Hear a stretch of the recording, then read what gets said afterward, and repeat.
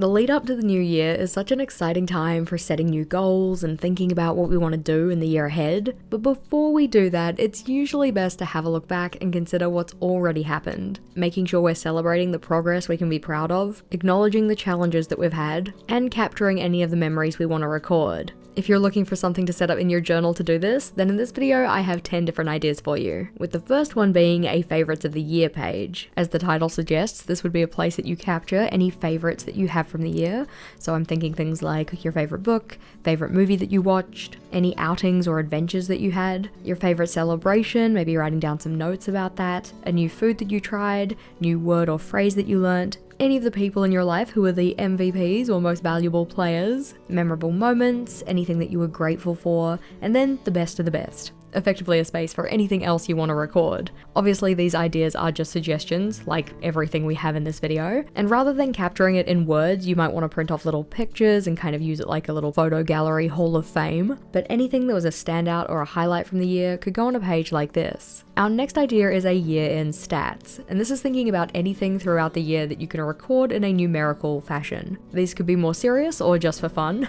so for instance, 0 plants lost, which could be kind of serious if you are the kind of person who loses a lot of plants, but anyway. Ideas that I had on here were new friends made, 101 things done if you like to set mini goals for the year, how many steps you stepped, if you have like a Fitbit or an Apple Watch or some kind of pedometer, you could use that for this, books read, movies watched, TV show seasons finished, and new albums listened to. If you're tracking statistics around your weight, you could have kilos lost or gained, and if you're trying to build any kind of audience in a social media kind of platform, then maybe you have subscribers or followers or any statistics around that. The other ones I had here were days off, mini trips, items decluttered, posts, so that could be like social media posts, or maybe if you're sending actual physical mail, it could be about that. On the same note, we have letters sent and apps deleted. Effectively thinking about anything that is relevant to you that has a number tied to it, and that you can actually get accurate data for, because some of these can be a little bit tricky to know exactly what the right numbers are,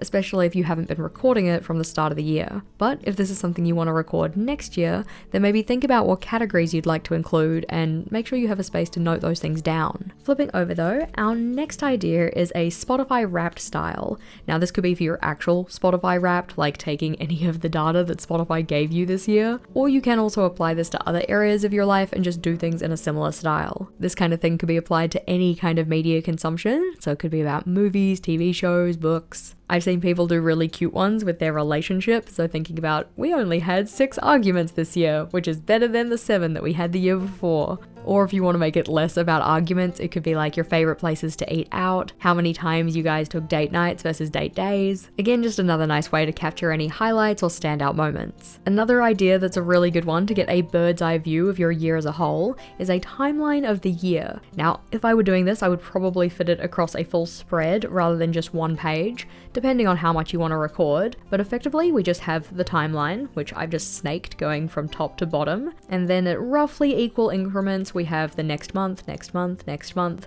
Coming off of these though, you just draw a little line coming out and then write down the number of the day that the thing happened. Next to this you would actually write a blurb about what had been going on. I haven't written any on here because this just is an example, but you could write down things about celebrations, milestone moments. It doesn't all have to be positive. Maybe on the 17th of May your car broke down or something, but anything that kind of stood apart from other just general life happenings. I really like this timeline view to show you where like your busy points were, whether that be in terms of good things or negative things, and it can just make for a nice bit of simple memory keeping. You don't have to make it super decorative, you don't have to go and draw in a bunch of doodles or print off a bunch of pictures or anything, and if even this is a little bit too decorative for you, you could just do it in a simple list style as well. I just appreciate that this gives things in kind of a chronological order. On to our next idea though.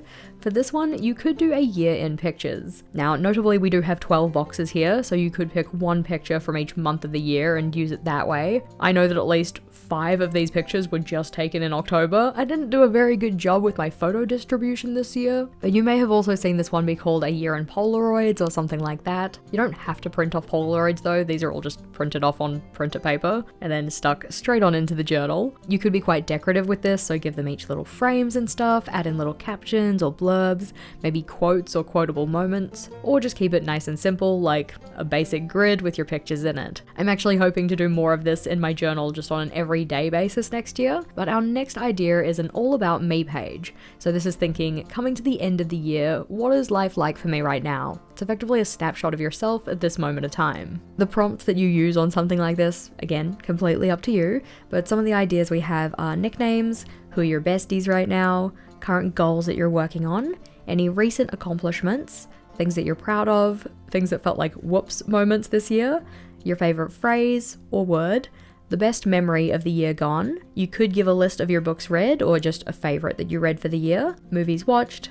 favorite song, and then words for future me. There are plenty of other pieces of information that you could include on here, just depending on what's important to you. I in particular like to record things that I'm celebrating or happy about, mainly because it just reminds me that good things do happen. I am making progress and I'm tending in the direction I want to go. For our next idea though, this one is a structured review style. This is where you just have prompts or questions that you're asking yourself and a space to write down your response to those. I typically like to do this style in relation to my goal reflections and reviews, just to help kind of guide me through that reflection process, make sure I'm being thorough and thinking about the wins, the not so wins, things that I want to take forward, things that I'm leaving behind, that kind of stuff. So the sections that we have on this one are what were my highlight moments from the year, what challenges did I face, what approaches to my challenges paid off, what did I learn about myself as a goal getter, what did I hope to do more of this year, what do I wish I did less of this year, and what am I most excited for next year? You can certainly add more questions to these. We have plenty of goal-related stuff on the channel already. Or we also have structured review styles that you can use in our Epic Goals course. That one's linked in the description box. A definite favorite end-of-year review style for me is a then and again page.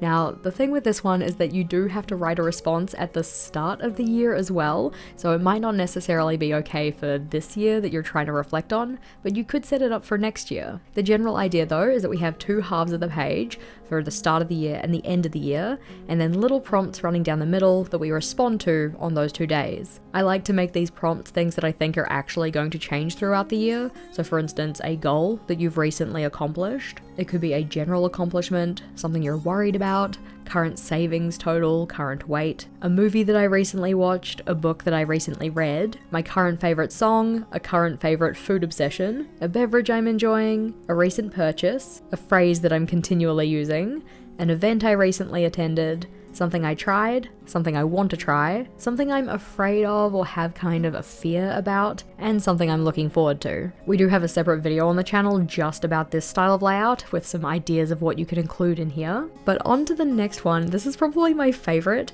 and this is a sketchnote style review. This one you can very much make focused on just you, or it could be about world events in general, but essentially it's just writing down all of the little tidbits about things that happened, but doing this in a way that's a little bit more decorative. So we have little doodles, we have different types of lettering. I also like to go and fill in any space with stars, sparkles, and hearts, just to make the page look really full, which I very much appreciate. And this in particular was the style that I used in my journal in 2020. So we had like a world recap, and then also just some stuff about like back at home, this is what was happening, what media did I consume, what goals was I working on. It's good to note you can use things in combination. You don't just have to do like all one and not the other. But if you are going to do this style, it can pay to plan things out a little bit in advance. Honestly, when I did this one, I just started in this corner, worked my way across, and then did kind of the next line and the next line.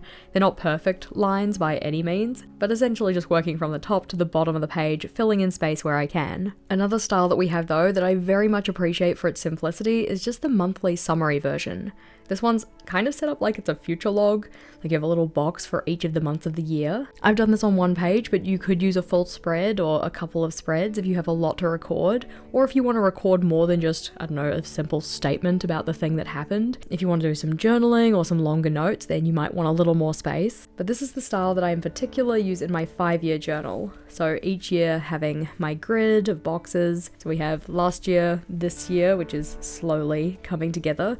I fill this in at the end of each month rather than just at the end of the year, but I've got my spaces set up for next year as well. This is very similar to the timeline version that we had before. It's just that you don't actually have to draw a timeline out. So you still get to see the kind of map of the year of when things happened. It's just a little bit more condensed and can be a bit more approachable. As said, these are just some ideas, and I would love to hear how you're planning on reflecting on your year past. Reflection is definitely one of the most powerful tools that we have through bullet journaling, but we don't don't actually just have to do it at the end of the year. If you wanted a step-by-step guide on how to do bullet journal reflection on different time frames, then this video is the next one to check out. In that one we talk about the different types of reflection, including daily passive and daily active reflection, and how this is built into the bullet journal method so that we can easily do this within our notebooks. That one's definitely worth a watch, so click or tap on that one and I'll see you over there.